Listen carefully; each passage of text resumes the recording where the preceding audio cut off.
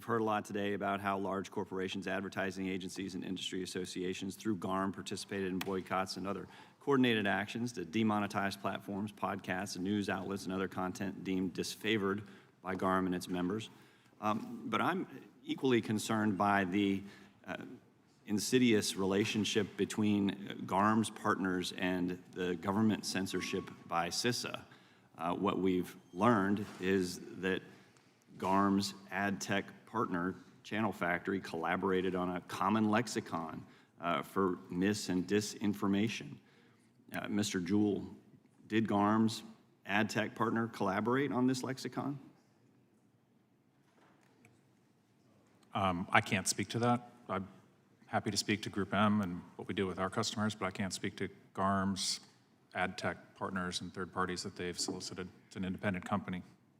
Well, CISA utilized GARM ad tech partner Channel Factory to collaborate, and although GARM documents are unclear, what is clear is that the Channel Factory lexicon was developed in conjunction with CISA.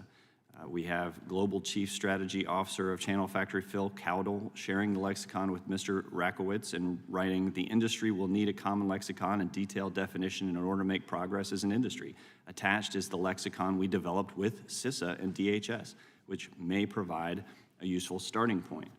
Are you aware that DHS's Cybersecurity and Infrastructure Security Agency helped to develop this lexicon?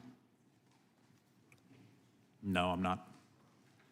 Well, the lexicon detailed definitions that contribute to or cause mis- or disinformation. For example, cheap fakes or malicious doctored video where content is selectively edited is listed as a contributing force to the spread of mis- or disinformation. The methods by which these definitions can be abused, especially through GARM, is clear. The Biden-Harris administration, for example, has made claims that certain embarrassing videos of President Biden are so-called cheap fakes, which we now know, many of which are not, in fact, cheap fakes, but are, in fact, an unfortunate reality and a serious condition. So, Mr. Shapiro, do you have any concerns with CISA's collaboration with GARM and the impact that that has on censorship? And this is where I think my chief concern lies, is in context, formal and informal, between government actors and groups like GARM and their third-party contractors to define standards that act as essentially a cutout for violations of free speech. If the government were to directly do this, it would clearly be illegal. If the government instead puts pressure on private companies to do it, then that should also traditionally be illegal.